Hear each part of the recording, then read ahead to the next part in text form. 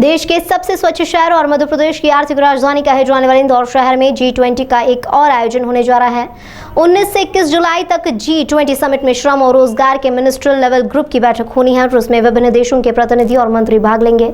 इस बैठक को लेकर सारी तैयारी पूरी कर ली गई है। साथ ही विदेशी मेहमानों के आगमन को लेकर सुरक्षा के कड़े इंतजाम किए गए हैं। इसे लेकर प्रेस वार्ता की गई, जिसमें 3 दिवसीय आयोजन की जानकारी दी गई। दरअसल इंदौर शहर में 19 से 21 जुलाई तक G20 देशों के श्रम और रोजगार मंत्रियों की समूह बैठक होनी है।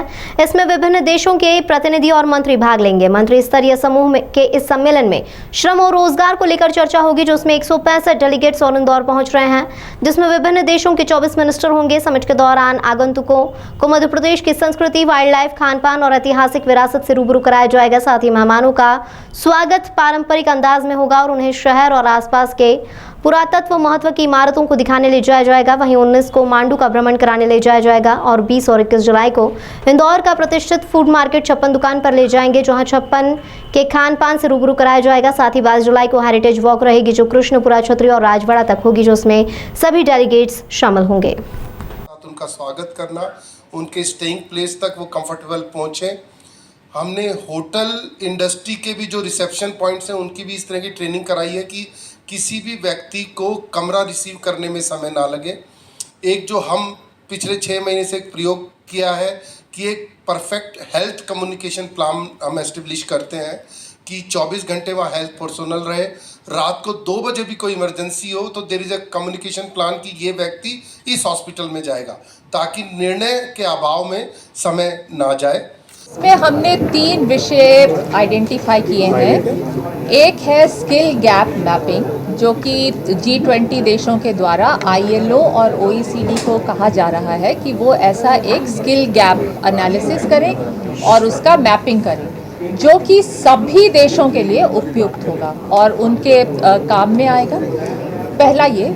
दूसरा ये है गिग एंड प्लेटफॉर्म इकोनॉमी सभी देशों में बढ़ रहा है। Gig and platform is becoming a major issue and a major job creator in all countries.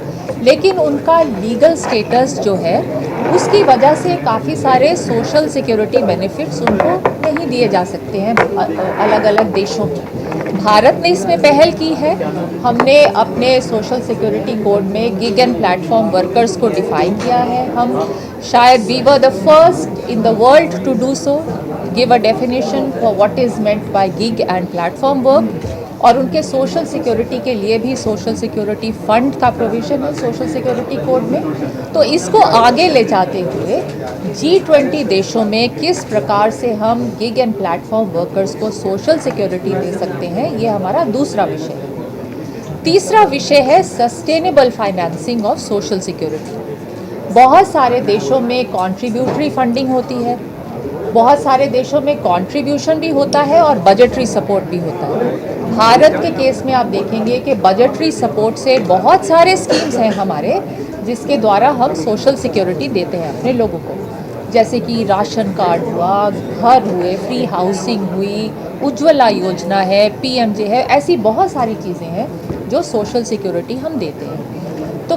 कैसे G20 जो विकसित देश हैं उन सब में किस प्रकार से सोशल सिक्योरिटी सस्टेनेबल बनी रहे, इवन विद कंट्रीब्यूशन और टैक्स फाइनेंसिंग, ये हमारा तीसरा मुद्दा है। और इन तीनों मुद्दों पर बहुत अच्छी हमारी आपस में चर्चा हुई है, सबके बेस्ट प्रैक्टिसेस शेयर किए गए हैं, इंटरनेशनल ऑर्गेनाइजेशंस का भी हमने इनपुट लिया है और बहुत अच्छे से एक उभर के आया है, एक कंसेंसस उभर के आया है।